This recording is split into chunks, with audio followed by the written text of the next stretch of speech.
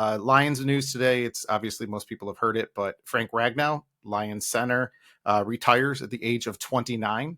It'd be nice to be able to retire at 29, although his body's pretty darn beat up from there.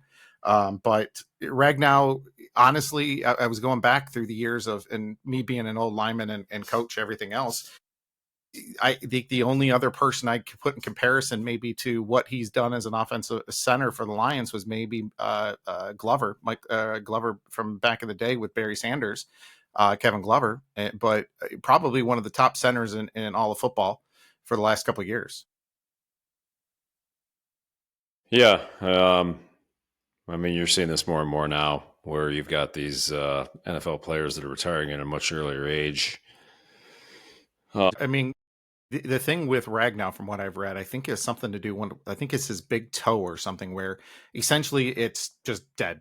The nerves are so shot, the turf toe on there is so messed up with everything. So his feet are just messed up. But yeah, I mean, he just signed that big contract a couple years ago.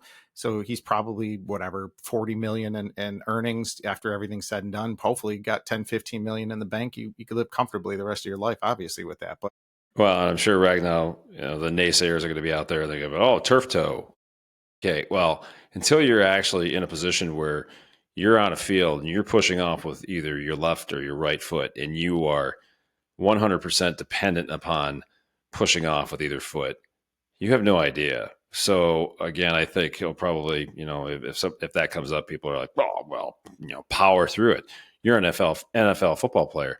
Again, I'll say, I think, if Ragnow got to a point and he just figured quality of life, family, I'm 29, I've made more money than I have any idea what to do with, then it's time to step away. So I give him a lot of credit for that. The guy deserves it. I mean, he's been a lot through the Detroit Lions organization by far. Yeah. So it's good to see him have some success in the end. Well, if you ever get a chance, go to his YouTube page. He's got some funny YouTube. He actually took Jared Goff fishing one day on Lake St. Clair. I saw that one. That is funny. He launched. Ragnow did? Yeah. But yeah, he's basically claimed that he's probably never going to move out of here because he claims this is the best fishing and the best boating area in the area. Lex, thank you. Yeah, Jimmy's got disco lights over there. Yeah. They got Lions right now. The only center that they've got, I think, listed technically would be Graham Glasgow from Michigan. To me, Glasgow is a great offensive line. He's a good offensive lineman, but he is a great backup offensive lineman. He can play all just five put positions. Sewell in there. Well, did that affect? Everyone's been talking today because of the OTAs in the last week or so. The Lions draft pick out of Georgia, Tate Ratledge, he basically has been filling in at center. He's been taking the number one reps at center. Everyone in the Lions and everybody in the NFL, you always have to learn other positions. You never know when you're going to, especially the Lions, everybody plays every position in the offensive line. So they want to make sure everyone's doing that. But, leads me to believe, I think the Lions knew about this a while ago. And this is now. They had to have. Yeah. You're not gonna screw the team over in the last minute and just say I retire. You think so though? I mean, you think he would have waited that long? I mean, my guess is he went to start.